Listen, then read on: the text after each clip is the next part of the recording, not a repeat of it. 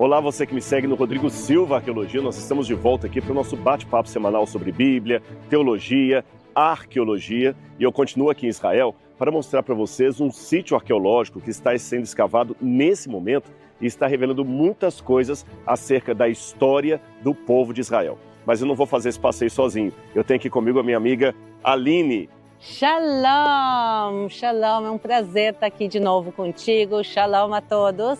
Olha, e muita gente pede, quando é que você vai fazer outro vídeo com a Aline? A dificuldade é que eu moro no Brasil e ela aqui. Mas sempre que possível a gente está junto para levar informação para você. Então vamos conhecer esse novo sítio arqueológico e os mistérios da arqueologia? Realmente tem uma coisa muito misteriosa que foi encontrada nesse local e vamos ver se talvez a gente descubra qual a solução desse mistério no dia de hoje. Olha, e vamos agradecer a Aline, porque foi ela que conseguiu a autorização para a gente gravar lá. O sítio arqueológico é chamado hoje do local de Givat Parking e nós estamos exatamente aqui dentro da cidade de Jerusalém, a poucos metros da muralha da Cidade Velha. Então vamos lá? Vamos começar. Pessoal, a gente chegou agora no local que se chama Givati Parking Lot. É literalmente o estacionamento Givati, porque aqui até 2007 toda essa área aqui era um grande estacionamento de carros e vejam quanta coisa se encontrou em tão pouco tempo. Isso aqui é impressionante, porque quem vive no Brasil, em qualquer país da América Latina ou mesmo nos Estados Unidos, não imagina isso, porque são países de história relativamente recente. Aqui em Israel nós estamos falando de milênios de história, ou seja, muito mais antigo do que a descoberta das Américas ou a descoberta do Brasil. Olha, por exemplo, eu pedi um monte para mostrar, ali nós temos um prédio. Vejam bem, abaixo desse prédio continuam tendo antiguidades, agora não dá para tirar o prédio para fazer um trabalho de arqueologia. E olha aqui o buraco, vamos dizer assim, que foi feito pelas intervenções arqueológicas. É muita camada de história que está embaixo. E tudo isso, como você falou, Aline, eu cheguei a ver esse estacionamento aqui, estava repleto de carros e os muros da Cidade Velha estão bem ali em cima. Então dá para ter uma noção como é que o chão da antiguidade era muito mais abaixo do que onde estamos atualmente. Claro, isso aqui a gente diz que Jerusalém é como um bolo de camadas, porque a cidade existia, vamos dizer, no período do rei Davi, a cidade vai ser destruída e reconstruída uma camada em cima da outra. Então, toneladas e toneladas e toneladas de pedras, areia, terra e restos arqueológicos foram tirados aqui. É difícil de imaginar as quantidades de achados arqueológicos que se achou em cada pedaço dessa área aqui. Isso também me lembra, quer dizer, quando a gente está caminhando em Jerusalém, mesmo na parte moderna da cidade, na realidade ela não é uma parte moderna, na sua maior parte, quando a gente está caminhando por aqui, a gente está vendo edifícios modernos, mas embaixo dos nossos pés se esconde a arqueologia que ainda precisa ser redescoberta. Exatamente, e duas coisas, você vê o problema que a arqueologia tem aqui e não tem como ter uma solução. A cidade não tem muito para onde crescer. E a gente não pode agora tirar a Jerusalém de hoje só para encontrar a antiguidade. Como eu falei, como é que eu vou tirar aquele prédio ali, mandar todo mundo sair? E em segundo lugar, eu sei que vocês estão vendo apenas um monte de pedras, mas aqui há várias camadas de construção diferente.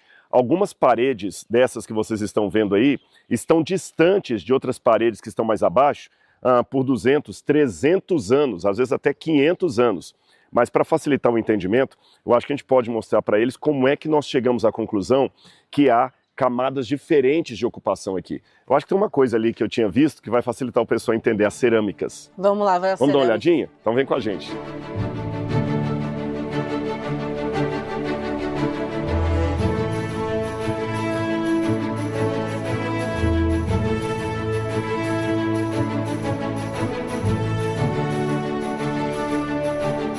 Olha aqui, pessoal, aqui do lado a gente está vendo sacos e sacos de cerâmicas que foram encontrados, pessoal, não nos últimos anos, e sim nas últimas semanas. Como a gente falou bem no início, esse local tem escavações arqueológicas ativas ainda. No dia de hoje a gente chegou num dia que não estão escavando, mas de domingos a quintas, todos os dias chegam aqui uma equipe com dezenas de pessoas e eles escavam aqui e assim eles juntam todas essas cerâmicas. Vamos dar uma olhadinha de perto nelas? Só para o pessoal entender em casa, essas cerâmicas dão uma pista de que época eu estou falando. Se você é aficionado por carro, eu gosto desse exemplo sempre, deixa eu só sair daqui para não me cobrir. Ficou melhor aí? O Monte vai explicando para a gente está bem aqui na iluminação e tudo. Quem sabe faz ao vivo, né, Aline? Se você gosta de carro, por exemplo, eu não entendo muito de carro, Mas quem gosta, ele olha para um carro e ele fala, esse aí é um Volkswagen 1969, esse aqui é um Honda Civic 2015. Como é que ele sabe? Você responde pelo modelo do carro, o tipo do banco, a cor, porque eles sabem que época aquilo ali teve.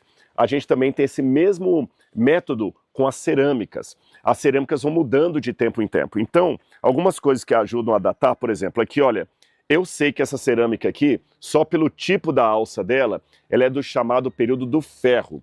O período do ferro vai aproximadamente de 1200 a.C. até a época persa. Eu estou falando 530 a.C., 550 a.C. aproximadamente, quando você tem o fim do Império Babilônico, 538, e começa o domínio do Império Persa. Então, essa cerâmica era muito utilizada nesse ato de tempo. Como é que eu sei? Repito, pelo formato da alça. Deixa eu só mostrar isso, porque o Rodrigo, eu acho que está tão acostumado com a arqueologia. Pessoal, a gente está segurando um jarro, uma alça de um jarro que foi usada em Jerusalém entre 2.500 e 3.200 anos atrás. Quer dizer, talvez alguém até que do período bíblico, alguém conhecido, sentou e talvez usou esse jarro. Agora vejam bem, essa aqui já é uma cerâmica diferente. Ela é mais fina, mais delicada, a cor dela é diferente, estão vendo? E eu quero, inclusive, aqui eu vou mostrar aqui, olha, ela tem algumas linhas. Isso aqui eu sei que é do período helenístico. Estou falando aproximadamente aí 300 e poucos anos antes de Cristo, de 300 até 100 anos antes de Cristo, aproximadamente. Vocês veem que são bem diferentes. A gente olha também a forma como ela foi queimada. Agora, não adianta, né, Aline, eu encontrar apenas uma cerâmica dessa e falar, então já sei que ele está o período. Porque, por exemplo, lá no NASP nós temos um museu de arqueologia. Se daqui a 2.000 anos alguém encontrar um vaso romano ali, vai falar, isso aqui é do período romano. Não, porque é um vaso solto ali. Então, é importante, quando você tem uma camada, saber a quantidade de cerâmica que você encontra naquela camada, e aí isso mostra um uso contínuo. Aí quando muda a camada, muda o formato da cerâmica. Então eu sei que isso aqui é do período do ferro, isso aqui é período helenístico. E assim a gente vai lendo todas as pedras que estão lá embaixo. E também tem outras técnicas, por exemplo, o carbono 14, eu sei que foram feitas aqui escavações. No local misterioso que a gente vai ver depois, também se fez carbono 14 para determinar a datação dele. Então, na realidade, é um quebra-cabeça de milhões de peças, que muitas delas estão faltando, é justamente isso, a arqueologia. A gente tem uma peça muito importante, que é a Bíblia também, que nos ajuda a entender melhor, principalmente aqui de Jerusalém.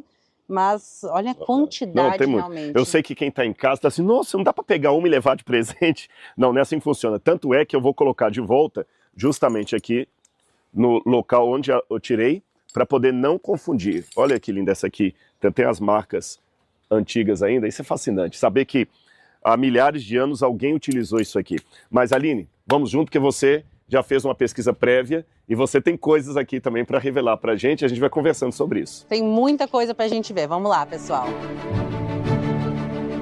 Pessoal, como eu sou muito, assim, precioso com a didática, eu quero que tudo seja muito claro, até para quem não é da área, eu desci essa parte aqui, a Aline está tomando uma água ali em cima, para vocês terem uma noção melhor do que quer dizer a camada arqueológica, ou seja, pessoas construindo por cima das outras. Lembra que nós falamos lá em cima que o chão que nós pisamos hoje em Jerusalém está muitos metros acima do chão que foi pisado por aqueles que viveram há 2, 3 milênios antes de nós. Então aqui eu tenho um exemplo.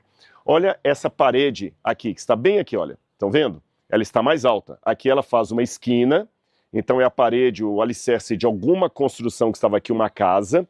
Mas se você olhar mais ali para frente, você vê que essa parede ela bate na outra, mas não tem nenhuma conexão. Você tem uma parede superior com outro tipo de pedra, tá certo? Perceba que é uma outra esquina, formando um outro prédio aqui para cima. Evidentemente, quem viveu ali, viveu muito tempo depois dos que viveram aqui. Se eu continuar vindo para essa parte de trás, eu tenho outra parede mais lá no chão, e pode perceber que ela está ali, tem uma outra parede abaixo dela passando assim, e essa aqui por cima. Ou seja, você tem uma parede mais antiga aqui, outra aqui assim, outra passando aqui, e assim a gente vai fazendo uma leitura arqueológica de todas as camadas de construção. Então nós associamos a estratigrafia, quer dizer, sobreposição de camadas sobre as outras, o que está mais em cima é mais recente, o que está mais embaixo é mais antigo, e cruzamos essa informação com a cerâmica que nós encontramos em cada camada, com as moedas. Isso é muito interessante, porque as moedas também são um indicativo de tempo. Quando aquela moeda era usada, foi a época em que aquela camada foi construída, porque encontramos muitas moedas ali. Aliás, falando em moedas, a Aline me disse uma coisa, uma quantidade de moedas que foram encontradas aqui e que foi fantástica. Elas ajudam não somente na datação, mas também no contexto do que aconteceu aqui, das construções que nós tivemos nesse lugar. Então eu vou conversar com a Aline agora sobre essas fantásticas moedas que foram encontradas aqui em Givat Parking.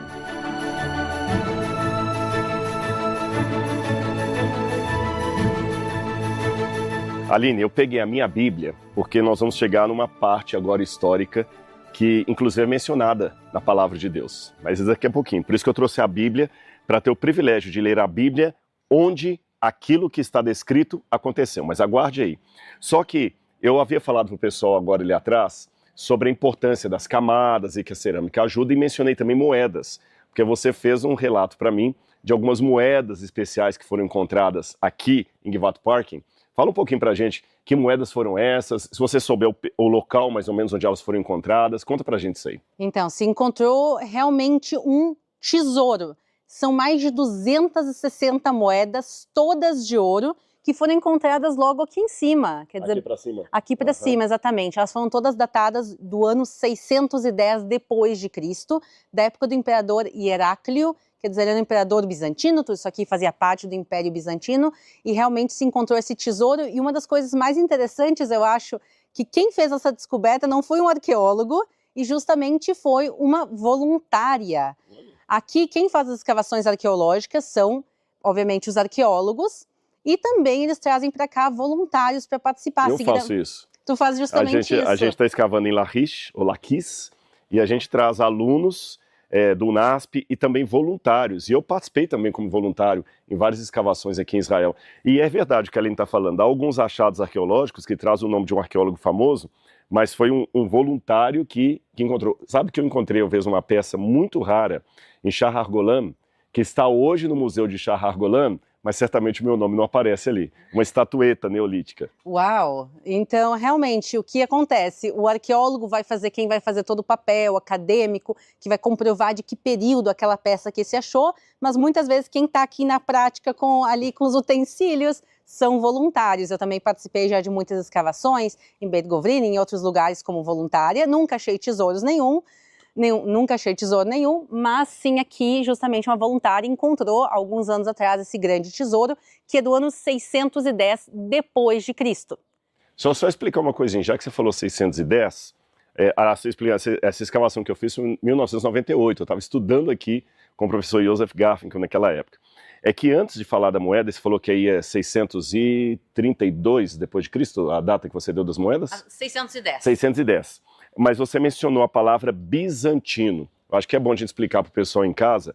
Bizantino, gente, é um nome que usa muito na arqueologia. É, em outras palavras, a nossa Idade Média. Eu vou resumir num minuto para você entender.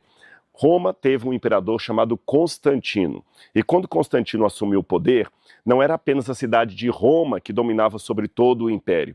O império havia sido dividido por Domiciano em duas partes, a parte oriental e a parte ocidental. E durante algum tempo, a parte oriental teve como hegemonia a cidade de Bizâncio. Por que a cidade tinha esse nome? Ela foi fundada no 7º século a.C. por um rei grego chamado Bizas. E como Bizas era um cara muito humilde, ele resolveu dar o nome de Bizâncio para a cidade. Quando Constantino quis colocar toda uma força política na cidade de Bizâncio, Constantino, que também era muito humilde, mudou o nome da cidade para Constantinopla. E essa cidade de Constantinopla depois virou a cidade de Istambul, que hoje está na Turquia. Agora, como Constantino inaugura a Idade Média, e também essa cidade de Constantinopla, ela inaugura e termina a Idade Média, com a queda de Constantinopla, em 1453. Então, o período bizantino refere-se a essa cidade e o período da Idade Média. Então, quando a gente fala que isso aqui é do período bizantino, é a Idade Média. Exatamente. Então, essas moedas específicas são do ano de 610 depois de Cristo, e a gente tem aqui camadas históricas, e quanto mais para baixo, mais antigas as camadas, E essa camada que a gente está vendo aqui atrás de nós, ela é por volta do ano 600 também, só que 600 antes de Cristo. Uau. Então a gente tem aqui, nesses poucos metros de altura de diferença, a gente tem 1.200 anos de história e agora a gente vai descer justamente para o período bíblico, para o ano 600, por volta aí do ano 600 antes de Cristo. Uau, você está entendendo em casa, né? Quanto mais baixo, mais antigo. E agora, vamos começar com a Bíblia. Vamos lá. Vamos lá. Se encontrou o selo de uma mulher chamada Eliana Bat Gael, que significa a Eliana, a filha de Gael, quer dizer, o nome da mãe dela. Gael hoje em dia se usa como nome de homem, mas naquela época aqui era nome de mulher. Então isso mostra uma coisa muito rara, quer dizer, a gente vê o status importante dessa Eliana, que a gente não sabe realmente quem ela era, mas a gente encontrou aqui outro selo de uma pessoa que sim, provavelmente está citada na Bíblia. Isso eu quero ver aqui, olha, inclusive. Então, se encontrou um selo que está escrito Natan Melech Eved Amelech, que significa Natan Melech, é o nome dele, o servo do rei. E ele aparece justamente no livro de Reis. Olha, vamos ler essa passagem aqui. Esse nome aparece aqui na Bíblia Sagrada. Vamos ler. De 2 Reis, capítulo 23, versículo 11. Também tirou os cavalos que o rei de Judá tinha dedicado ao sol, à entrada da cidade do Senhor, perto da câmara de Natan Melech, o camareiro, o qual ficava no átrio, e o queimou. Aqui está falando justamente da reforma do rei Josias, um importante rei de Israel mencionado na Bíblia. E olha que interessante, fala-se de um Natan Melech. Natan Melech, como está traduzido em português, é um aportuguesamento do nome Natan Melech, que ela falou. Melech. É o mesmo nome. É interessante que Melech significa rei em hebraico, mas do modo como o selo foi encontrado, está junto, Natan Melech, um nome só. Tanto é que está Natan Melech, Eved Melech. Natan, rei, servo do rei. E na Bíblia aparece justamente esse nome composto, Natan Melech, como se fosse assim, Ana Paula, Maria Luísa, um nome composto. E aqui a gente tem esse nome, de todos que a gente encontra no Antigo Testamento, ou na época do Antigo Testamento, é um nome raro, muito raro. Então, ter esse nome encontrado num selo e encontrado na Bíblia, a chance de se tratar da mesma pessoa é de 90%. Essa chance aumenta ainda mais quando ali no selo ele é declarado como o servo do rei, e aqui ele é chamado na Bíblia de camareiro, que é justamente o servo do rei. Alguém que viveu na época do rei Josias, que viu a reforma religiosa que foi feita aqui e teve o seu nome confirmado pela arqueologia. Agora, já que eu falei da reforma do rei Josias, a gente tem que entrar num assunto do ponto de vista espiritual delicado. Porque, embora nós estejamos falando do povo de Deus, houve muitas vezes na Bíblia em que o povo de Judá, o povo de Israel, falando do norte, eles quebraram a aliança. E Deus mandava profetas com advertências ao povo. Se vocês quebrarem a aliança, nós vamos trazer os assírios, nós vamos trazer os inimigos, nós vamos trazer os babilônios. E os babilônios vieram conforme os profetas anunciaram, como, por exemplo, falou Jeremias. O próprio Isaías falou que os filhos de Judá seriam levados para serem cativos na Babilônia. Isso também se cumpriu e a gente tem confirmação da arqueologia, não é? Exatamente. Onde nós estamos são justamente casas desse mesmo período. Essa casa aqui tem por volta de 2.600 anos, justamente da época desses mesmos selos que foram encontrados aqui, e é justamente o final da época do primeiro templo de Jerusalém. E as pessoas que viviam nessa casa e toda Jerusalém presenciaram o cumprimento dessas profecias. Se os profetas falam que Deus vai mandar uma grande destruição sobre Jerusalém, que os inimigos vão vir sobre a cidade, justamente isso acontece. Os babilônios vêm, destroem Jerusalém, levam boa parte do povo cativo para o exílio na Babilônia e queimam a cidade. Olha, gente, isso é tão forte. Primeiro, assim, mais um esclarecimento de cronologia para facilitar o seu entendimento e uma parte emocional / espiritual. Lembra que ela falou primeiro templo? Essa é outra parte do modo como os arqueólogos datam a cronologia arqueológica de Israel. Você teve primeiro aquele santuário móvel que acompanhou o povo no deserto durante 40 anos. Quando eles mudaram para a terra de Canaã, esse santuário ficou durante um tempo em Siló, depois ele foi destruído. Sim, chamado tabernáculo. Tabernáculo, a tenda, o tabernáculo, aquele santuário. E depois ele veio quando ele foi destruído, a arca veio trazida para Jerusalém, Davi traz a arca para cá, e Davi quer construir um templo para Deus bonito aqui, mas ele é impedido de fazer porque ele tinha as mãos sujas de sangue. Quem vai construir esse templo ali no Monte Moriá foi Salomão, filho de Davi. Esse templo vai ser destruído em 587 a.C., ou 586, depois a gente explica o porquê dessa diferença aí. Em 587 ou 586 a.C., o templo é destruído. Então, qualquer coisa que está entre 963 a.C. até 587, a gente chama período do primeiro templo. Depois que os judeus voltam do cativeiro da Babilônia, ficaram 70 anos ali, começa-se a reconstrução de Jerusalém, a reconstrução dos muros, Neemias, Esdras, Zorobabel constroem um segundo templo, que vai ser ampliado por Herodes na época de Jesus. Esse segundo templo vai ser destruído no ano 70 de nossa era pelos romanos. Então, para facilitar a datação, a gente coloca, isso aqui é da época do primeiro templo, isso aqui é do segundo templo, ou do período herodiano, quer dizer, da época de Jesus. Você entendeu? Agora vem a parte emocional. Você está percebendo que eu e a Aline estamos no local onde isso aqui aconteceu, as pessoas que andaram, que pisaram nessas pedras que nós estamos aqui, que quem sabe colocaram as mãos nessa parede aqui para descansar, elas viveram na época que o profeta Jeremias estava anunciando à cidade, arrependam-se, senão Nabucodonosor virá. E a Bíblia fala que ele veio.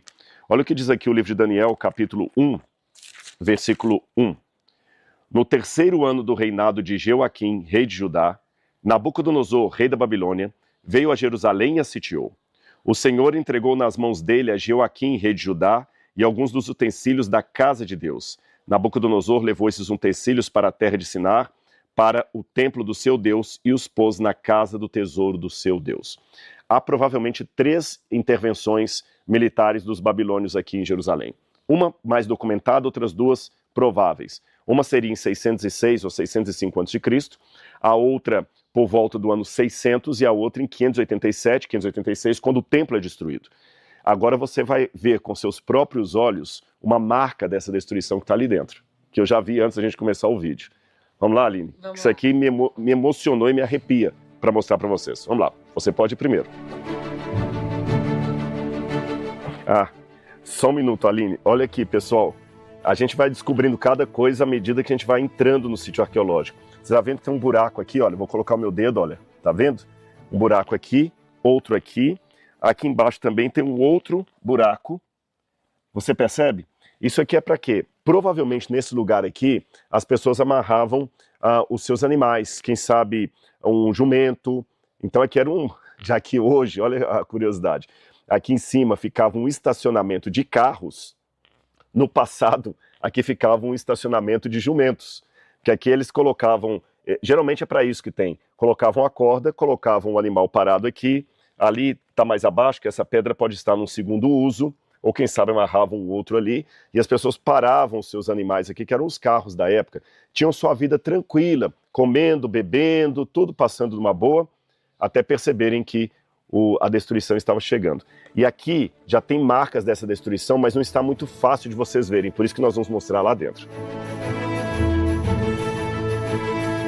Vejam aqui essa parede, que ela tá cheia de pontos pretos, estão vendo? Isso aqui é cinza, literalmente uma camada da cidade que foi queimada. E é interessante porque às vezes se tu passa desapercebido aqui, pode parecer que não seja nada importante, mas na minha opinião isso aqui é uma das coisas mais importantes que foi encontrada aqui. Mais importante que as grandes construções são esses pequenos pedacinhos de material orgânico que estão queimados. Vocês podem ver que também os arqueólogos aqui colocaram várias demarcações. Eu acho que agora nada melhor que o Rodrigo explicar o que é todo esse material aqui queimado. Na verdade, nós temos toda uma camada de cinzas aqui. Quando eu vim andando ali, é porque não dava para filmar, mas toda essa camada aqui, tudo está cheio de camada de cinza. Vou tentar pegar um pedacinho aqui só para vocês verem. Olha aqui na minha mão, isso tudo aqui é cinza queimada. Tá vendo? Olha, cinza, olha aqui, ó. E eu vou pegar ali também, que está mais nítido, essa camada, então tem esses números de série aqui, para ver a extensão dela. A cinza, ela está desde aqui em cima, olha, consegue mostrar aqui, moço? Está mostrando bem? Aqui, olha, cinza, e ela vem até aqui embaixo. Vou pegar um pedaço aqui para vocês poderem ver, olha aqui, ó. Tá vendo? Cinza pura, completamente preta. Alguma parte, é lógico, vai caindo terra, depois vai cobrindo a cinza, mas se eu escavar um pouquinho, eu vejo camada de cinza desde aqui em cima até aqui. E ela pegou tudo, ali fora tem restos da cinza, ou seja, todo esse ambiente onde eu estou aqui foi queimado pelos babilônios. E até fizeram estudos laboratoriais para descobrir qual a temperatura desse fogo aqui. Entre 1.500 e 1.900 graus Celsius. Uau! Essa foi a temperatura da destruição de Jerusalém em 587, falada por Jeremias, falada no livro de Daniel, prevista pelos profetas e que a arqueologia mostra o cumprimento. E o interessante, Aline, que durante um tempo, muitos arqueólogos e historiadores renomados, com PhD inclusive pela Universidade de Yale, duvidavam dessa história bíblica. Há um livro de Yale, dos anos 1930, onde o autor falava com todas as letras que o cativeiro da Babilônia e a destruição de Jerusalém por Nabucodonosor era um mito, que isso nunca tinha acontecido. E antes desse autor, havia outros que diziam que Nabucodonosor nem tinha existido e que a Babilônia era apenas uma vila, não um império como a Bíblia descrevia, e Heródoto também, outros estudiosos. Até que, em 1899, Robert Goldwyn começou a escavar a Babilônia, 14 anos escavando a Babilônia, encontrou muitos tabletes cuneiformes. Antes dele, Henry Layard já tinha encontrado comprovações da existência de Nabucodonosor, então a Bíblia não estava errada, porque antes disso, Nabucodonosor era considerado tão mitológico como o rei Arthur. Aí mostraram que Nabucodonosor existiu, que a Babilônia existiu. Lá na Turquia, tem uma inscrição de Nabucodonosor, onde ele menciona os Macheno, nós não sabemos a tradução dessa palavra, uma palavra acadiana para algum tipo de funcionário, e entre os Machenos aparece Mushalim Marduk, que é justamente o nome de Meshach, no hebraico, só que em acadiano. Ardinabu, Ardi é servo em acadiano, Eved em hebraico. Nabu, nego, Eved, nego, que fala em português Abednego. Os 3 companheiros de Daniel são mencionados ali, tá certo? E agora nós temos a comprovação da destruição, isso foi datado daquela época. Ou seja, cada vez que os críticos desafiam a historicidade da Bíblia, é só uma questão de tempo, aparece a correlação. Olha aí. E justamente as escavações arqueológicas aqui em Israel são muito novas. O Estado de Israel foi fundado, moderno, foi fundado em 1948. Até então, praticamente não haviam sido feitas escavações arqueológicas. Vamos pertinho aqui da parede. Não haviam sido feitas escavações arqueológicas. Na Cidade Velha de Jerusalém, por exemplo, as escavações só começaram em 1967, escavações sérias. Quer dizer, em 1967 para cá, muita coisa foi encontrada, mas todos os dias se encontram mais e mais e mais coisas. Então, se até os anos 70, até 1970, a maior parte dos arqueólogos do mundo acreditavam que o rei Davi era uma lenda. Hoje em dia, com muitas coisas que se encontraram aqui na terra de Israel, entre elas a Estela de Davi, que foi encontrada em Tel Dan, a maior parte dos arqueólogos entendeu que realmente o rei Davi não é um mito, não é uma lenda, e sim ele foi um rei realmente do grande reino de Israel, como está citado na Bíblia. E por isso, pedrinha por pedrinha, pedacinho de cerâmica ou cinzas queimadas, tudo isso vai juntando esse quebra-cabeça e vai provando para aqueles que não acreditam.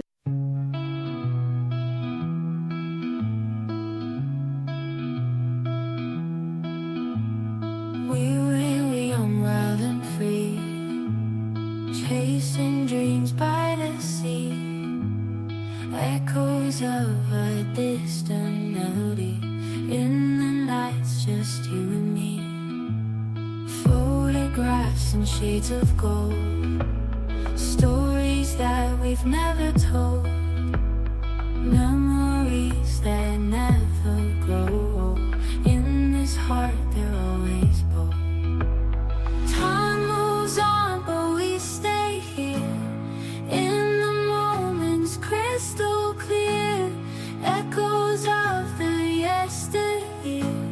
In our hearts we hold them near. Fading memories in the light, lost in whispers of the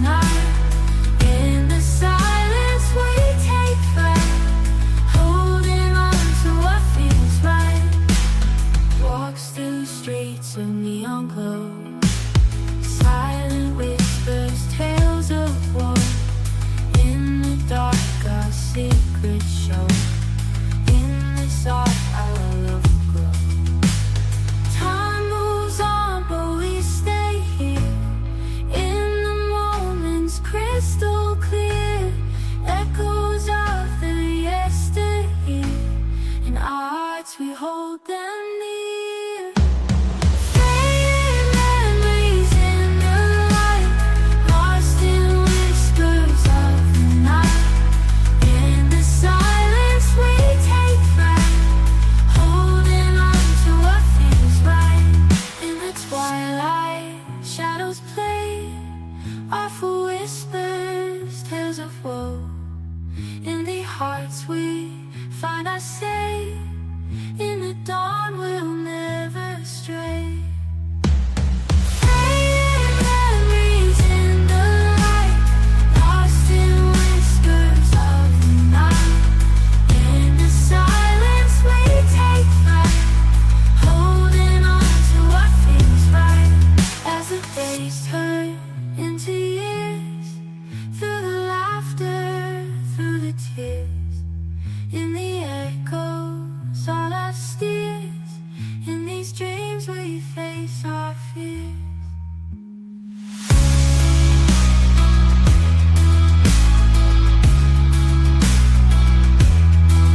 As the days turn into years, through the laughter, through the tears, in the echoes all our steers, in these dreams we face our fears.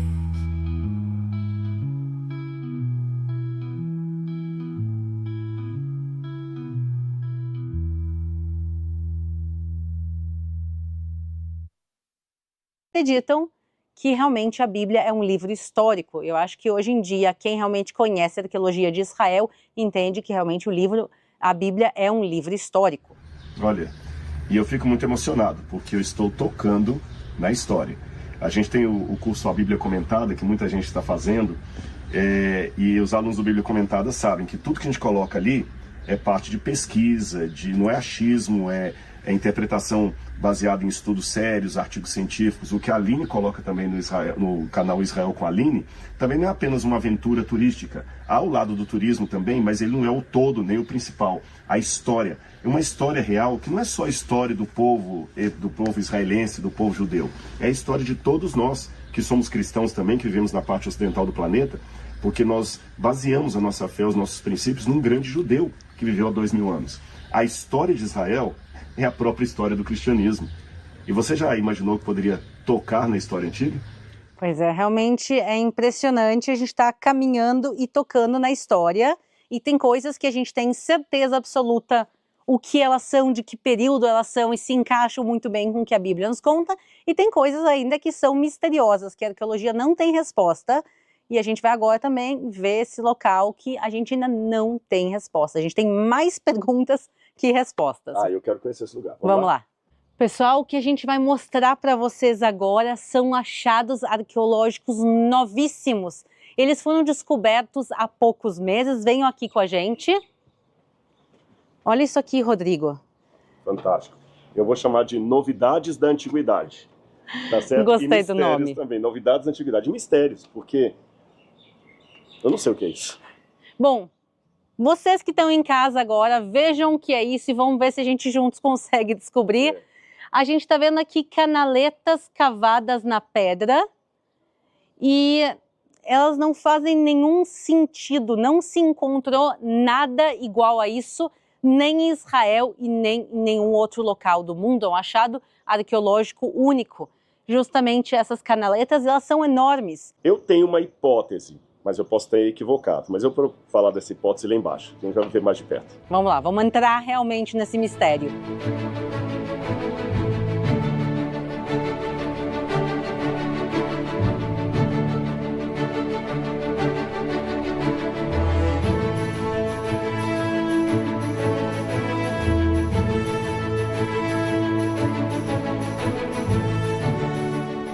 Bom, agora finalmente nós estamos no lugar das misteriosas canaletas, vamos chamar assim provisoriamente, e eu estou usando o microfone porque o meu simplesmente parou de funcionar ali em cima. E a gente, como não está no controle de um estúdio, a gente vai usando aqui no improviso, mas o importante é que a informação chegue até você. Então eu estou usando o microfone, eu passo para a Aline e você vai ver todos os detalhes aí. Agora, antes de eu dar a minha hipótese do que eu penso que poderia ser isso aqui, como eu não li os relatórios, eu quero que você conte um pouquinho o que os arqueólogos têm discutido sobre isso. Eu sei que é um mistério, que não há um consenso, mas vamos começar, por exemplo, da datação. A gente tem que período aqui? Qual foi o consenso, pelo menos da datação, e o que você leu das possibilidades levantadas? Então, a datação dessas canaletas é impressionante, é 3.000 anos. A gente está falando da época do início do primeiro templo de Jerusalém, aí uma data próxima, talvez, ao próprio rei Davi ou rei Salomão. Então, o que a gente tem aqui são justamente essas muretas, o que criam uma espécie de canaletas, né?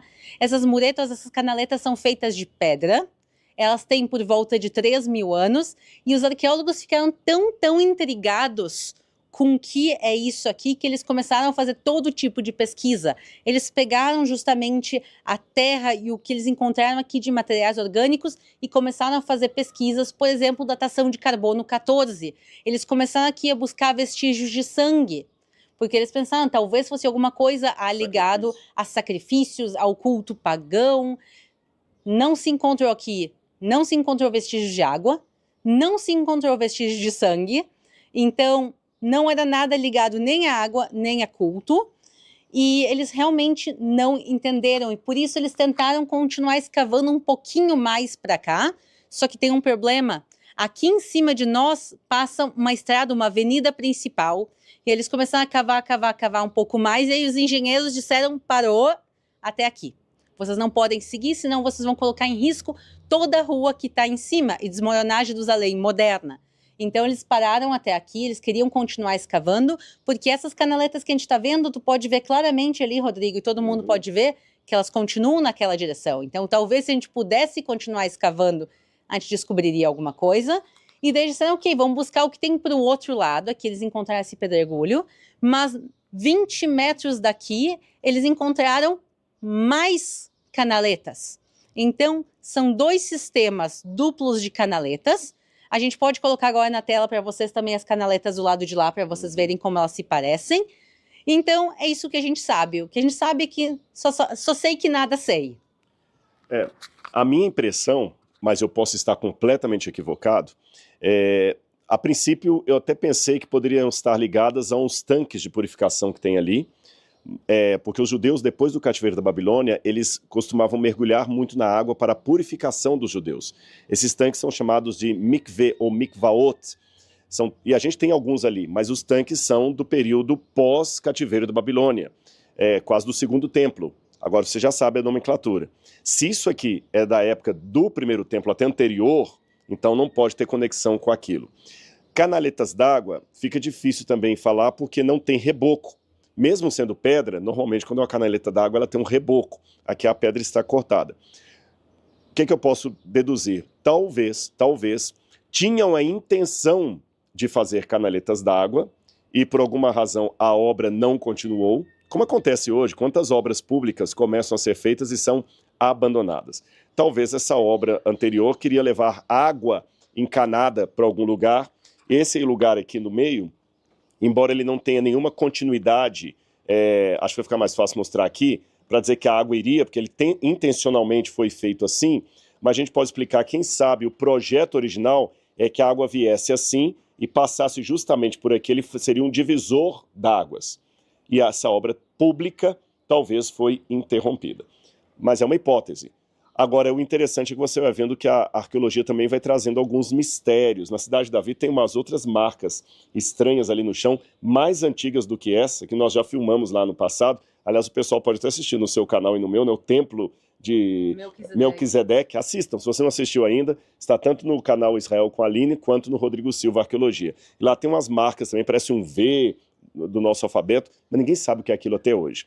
Ou seja, são mistérios. Agora, entre mistérios, nós vamos descobrindo coisas interessantes a respeito do passado, do fascínio que é estudar arqueologia e do privilégio que é tocar na história bíblica. Tanta coisa foi descoberta em Israel, em toda essa região, nos últimos 100 anos, principalmente nos últimos 50 anos, a arqueologia tem se intensificado cada vez mais. Mais pessoas do mundo estão descobrindo quão fascinante é a arqueologia e...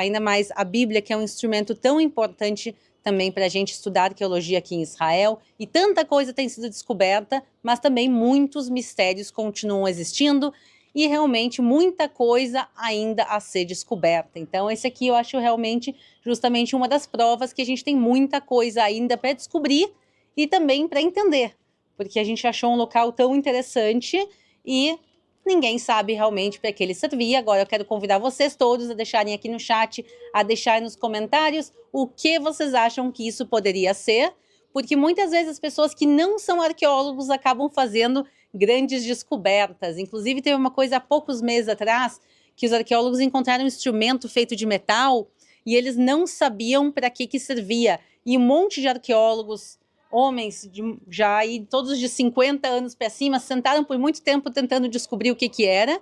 Eles postaram na internet e uma senhorinha se deu conta que era um utensílio que podia ser usado para fazer uma espécie de crochê, alguma coisa assim. E daí ela disse, olha, isso aqui provavelmente pertencia a alguém que fazia costura. E justamente essa senhora conseguiu ajudar os arqueólogos, que têm tanto conhecimento, a entender para que ele servia aquele objeto. Então talvez aqui as milhares de pessoas que estão assistindo talvez nos ajudem também com ideias e quem sabe a gente possa também aqui vir no futuro e contar para que isso realmente servia. E até da minha parte, para terminar com uma reflexão, eu estava folheando a Bíblia enquanto você falava aqui, mas prestando atenção em cada palavra. Porque tem uma parte aqui do Salmo 102, verso 14, que eu acho que dá para fazer uma aplicação arqueológica muito boa. Salmo 102, verso 14 diz, porque os teus servos amam até as pedras de Sião e se compadecem do seu pó. Ou seja, as pedras de Sião, nós estamos justamente no Monte Sião, né, que era a parte que pegava inclusive o templo. Nós estamos aqui amando as pedras e nos compadecendo até do pó, porque esse pó conta a história da salvação, a história do povo de Deus. E como reflexão para você que está assistindo a gente aí de casa, você já pensou que tudo que você tem de mais precioso, sua casa, seu celular, o seu carro, se não houver o juízo de Deus nos próximos 100, 200 anos, a sua casa será habitada também por outras pessoas. Aquilo que você tem de mais precioso, que você guarda 7 chaves, também será ruínas de um passado que poderá ser descoberto por arqueólogos do futuro. Ou seja, por mais que nós devamos amar a vida e curtir as coisas que nós temos, não devemos depositar ali toda a nossa esperança, porque as coisas são efêmeras. Ou seja, o presente de hoje será o resto da antiguidade, da arqueologia do amanhã. Apenas uma lição de humildade para cada um de nós. Para eles eram coisas tão preciosas, para nós são apenas fragmentos de um passado. Mas como eu disse, um passado que aponta também para o futuro, porque aqui é a história sagrada, é a história do povo de Deus, é a história da Bíblia. Uau, depois disso, realmente, eu só quero agradecer a ti, Rodrigo, por ter vindo aqui com a gente no dia de hoje. A gente tem muita coisa ainda que a gente vai fazer juntos nos próximos tempos aqui em Jerusalém. Quero convidar todo mundo a se inscrever no Rodrigo Silva Arqueologia, a se inscrever também no Israel com a Aline. Desejar a todos vocês shalom, paz, aqui da Terra Santa, aqui de Jerusalém. Um grande beijo e até a próxima. Tchau, tchau.